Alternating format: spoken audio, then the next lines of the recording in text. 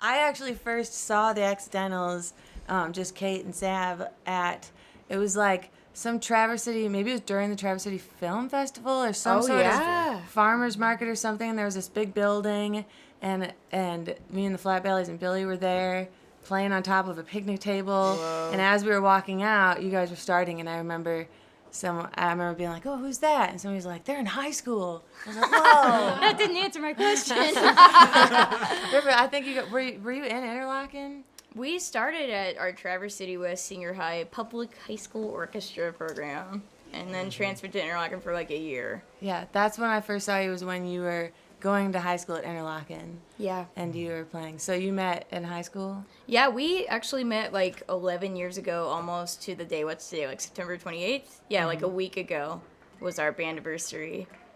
So that's pretty crazy. I feel like all like flustered or whatever that you remembered us from that, because like at that point we would have been like, oh my god, that's Lindsay Lou over there, and like, you know, I mean, so many cool. I mean, it's such a cool place for us to have grown up in Traverse City and like truly been inspired by like the scene, because everyone was so open to like inviting us to sit in, you know, even when like we didn't know what we were doing, but we learned a lot on the, you know, violin and cello and just like jumping in with people. Something particularly special about like the Michigan music scene is that everybody did know each other. Like you're talking about Billy, and you know, we also were part of that community, and like Blake Elliott, E minor, and then the Crane Wives were a huge part of our lives. Like Seth and May. Seth and May. Harvest Gathering was like the hang, still is the hang. Where like it's like the joke is like there's 113 bands and 4 drummers. Yeah, 3 of them are named Three of them are named Michael. Yeah, It's a lot of work. It's a lot of work for the drummers. Oh yeah. But there's some kind of kinship between Michigan and Oregon. I feel like there's a good through line. I feel like a lot of people who land It's out literally the this way. 45th parallel. That's the through line. Yeah, a literal line.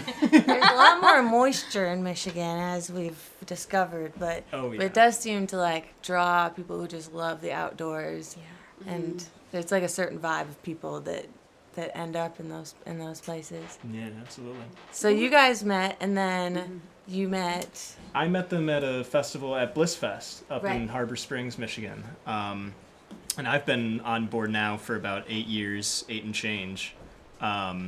And yeah, it's been a wild ride. I dropped out of college to do it. In fact, I lived in Nashville first. No, I did. I was born there.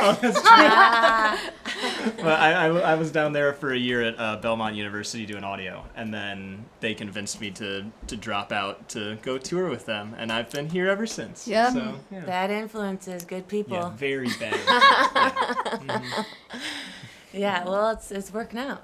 I think so. Who were the first people that you were like collaborating with on like when you first started playing music in the Michigan scene? Well, in the Michigan scene, so I grew up in the UP, right?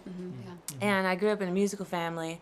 So first people I was sort of like, my brother taught me how to play guitar. He taught me to play Blood and Fire by the Indigo Girls. Oh my God. That was the first song I learned to play by myself and sang on the guitar.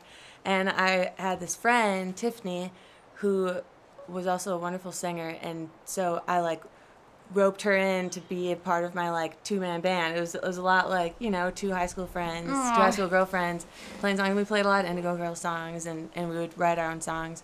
And I moved to Lansing to go to college, to go to MSU, and like filed her college application at Lansing Community College so she would come to Lansing too. And we went to Dagwood's Tavern and met Jen Siggett and the Flat Bellies. Wow. And so that was sort of my inroad to the earthwork Wait, the scene. Flat Bellies were a band before They called hopped them on with you? Yeah, so they called themselves Half-Ass Bluegrass when they played at Oh my Dagwood's. God. And then when they made their first record, they called themselves the Flat Bellies when they started like touring around. Oh, I didn't realize that. And I would just like tag along and get up and sing harmony on a couple songs. And then, you know, Josh, the banjo player, moved to Nashville.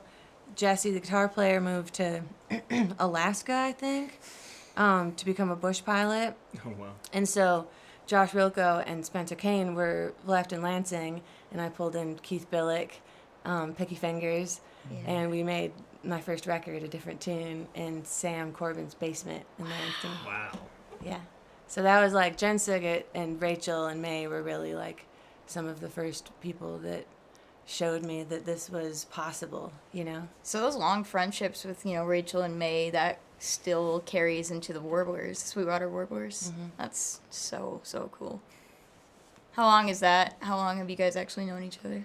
Well, I was like, you talk about like, oh my God, like I remember wanting Rachel to sing on a different tune on the record and seeing her at Blissfest and being in the audience and just like, my heart is racing so fast. I like want to go ask her if she'll sing on the record with me, but I couldn't. I could not even approach her. She's like such a queen. I mean, anybody who's ever heard sound come out of her is ridiculous. Yeah. It's a time. It's a time. Get ready to cry. Same with May. So, yeah. and May too is like, we were in a band together probably for like 2 years before I felt like that sort of like nervousness kind of start to fall away. Yeah. Just because she's such a powerful force. So I was just fans of them. But Rachel, I did eventually ask Rachel to sing on my record, and I played Harvest Gathering, so I met May. And then we were all playing at Hoxeyville, and Kristen, of Jake and Kristen at Hoxeyville, asked if we would play a set together. And so we played that set together, and we all kind of knew each other's songs, and our voices just like, it was like blood harmony. Yeah. Blood harmony without being related. It's a really wild feeling. And we were all like, we have to do this again. So we just get together, like 10 to 30 times a year and keep it going. It's just like medicine, getting together and singing. I remember when it first got announced that was going to be a thing. It was like the 3 powerhouse, like just incredible writers and vocalists of Michigan were getting together. It was almost like football level hype. We were just like, yeah, oh my God, we have to go see this. Just so cool. And y'all ended up making a record together too. Mm-hmm. That's really great. Yeah, and we'll be playing some of those songs at the Sisters Folk Festival, which is why we're all here. Mm-hmm. All right, well, we'll do a little song we wrote. We came out with 2 EPs of co-writes that we did with people who inspired us to start writing. Mary Gaucher and Beth Nielsen Chapman and Dar Williams, Kim Ritchie, Tom Paxton, all these people, great writers, and we were excited to work with them. And we wrote this next song with our friend Maya Sharp. We had just had this incident happen where our trailer was stolen in the middle of the night, and we lost a lot of stuff, and we were able to get some of it back, and we had a lot of support. But it built up a lot of trauma around just the idea of getting back on the road or taking all those sentimental pieces of your life with you. And so we ended up writing this song to kind of take down some of that buildup and recognize that sometimes a town is just a town. So. The song is called "A Town's Just a Town." Excellent segue.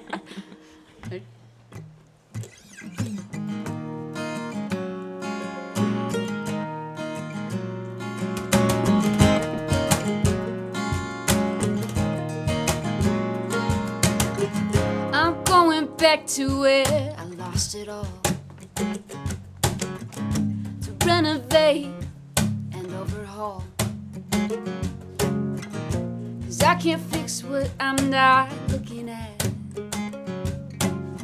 So I got my coffee and my tank of gas.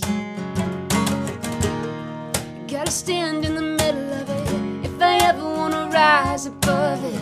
Gotta drive to the heart of it. Yes, it's gonna leave me a mess, but looking back just brings me down. I built it up when it was all just meaningless, like it's some kind of sacred ground. Sometimes a town is just a town.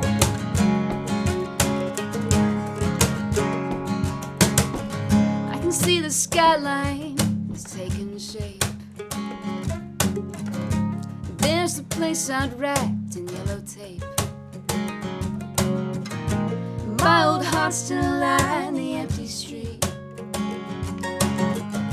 'cause leaving home just left me incomplete. Years I've been hearing the call of it. Now I'm waiting for a bomb to fall on it. Back here where I lost all love. Yes, yes, it's gonna leave me a mess, but looking back just brings me down. I built it up when it was all just meaningless, like it's some kind of sacred ground. Sometimes a town is just a town. But every time we ever left the light on, maybe we were just afraid of the dark. Maybe we were just afraid of each other and the cycle of a changing heart. Sometimes the light is just a light. Sometimes the fight is just a fight.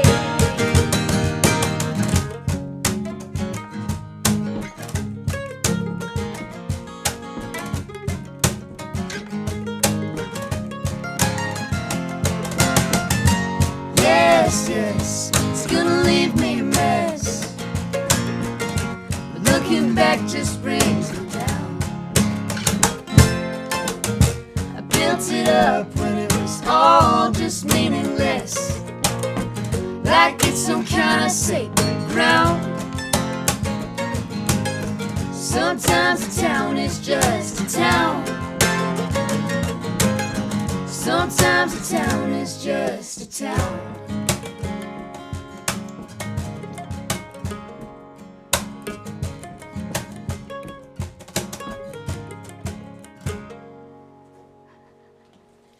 Yeah. Woo. Sometimes a town, it's just a town, man. Facts. Yeah, it was, a lot of times we use songs as therapy. It's like it's like journaling, right? You write it on the paper and it's just a way of processing it and putting it down and moving through it. So did you feel that with that song, that it was a way of processing it and sort of dealing with the grief? Yeah, it's songwriting is cheaper than therapy. It's great, and it's also the introvert's fast track to friendship. So a lot of times when we walk into these co-writes, we don't really know the person we're meeting with. Sometimes, and so you kind of have to get really vulnerable really fast, and that's kind of a decision that both parties have to make. I know you've done a ton of co-writing as well, and that's, I don't know if that's true for you too, but for us, like, I feel like the most authentic material comes from being able to get to that place and both speak on the same level about similar forms or facets of grief. So, in Maya's case, we talked and she had lost some pretty heavy things. She had carried around a weight, and we were also going through that as well. So to be able to come together and write about that from a very authentic place, we were able to just speak truthfully and freely about exactly how it felt. And yeah, it does feel a lot better once you've kind of powerhoused it and gotten through. Have any like co-writes that you can remember where it's like feels like by the end of it you're so happy but you're so exhausted because you just had like a 3.5 hour counseling session? Yeah, I feel like at the end of co-writes, I don't know, I either feel like, I don't know, that could be good, we'll have to like go back to it and see, or I feel like really excited that it's like a baby. Every song is like a baby, right? And it's like who you let it be around as it's growing up and like becoming itself, shapes it into the song that it will be, But yeah, I mean, I have felt like that. I probably have felt like that more when I'm writing on my own. It's like sometimes I can just feel like I can get a little. I tend to be way less precious in a co-write. It's like just kind of putting it out and letting things happen. Or when you're sitting there by yourself, it's like sometimes you just get so deep into the loops, into the circles, and into the puzzle, and into yourself, figuring out. It's like looking into a mirror for so long. It can really feel, can feel wild afterwards. You were able to kind of come up with an idea like day one of this camp, though, right? Like, how did that happen? Because I've been trying to like sit down and take 5 minutes to write something, and I just get so distracted by all of the beautiful stimuli, I've had to keep telling myself, like, you're in observation mode, just wait. Yeah.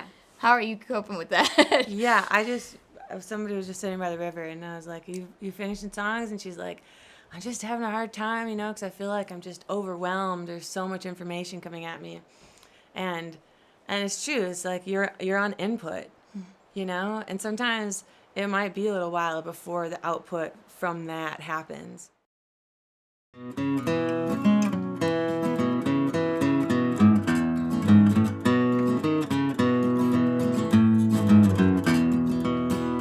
Come on and stay a while, get your finger off that dial. Take so long, go so fast, take so long, go so fast. All the things in this room that I dreamed beneath the moon, all that's missing is you, all that's missing is you. Pull me in close to here, 2 hearts beating in my ear. 2 hearts need to be near, 2 hearts need to be near.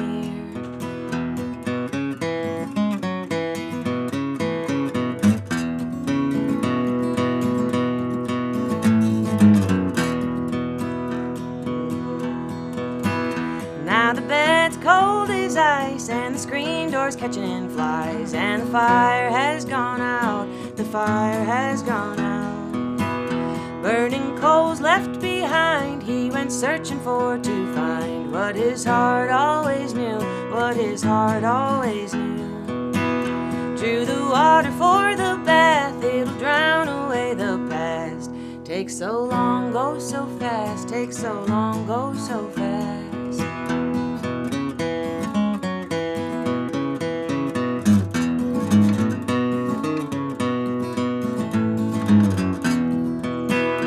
All the things yet to come, all I ever want is one love that lasts, give me one love that lasts. Love that lasts, give me one love that lasts.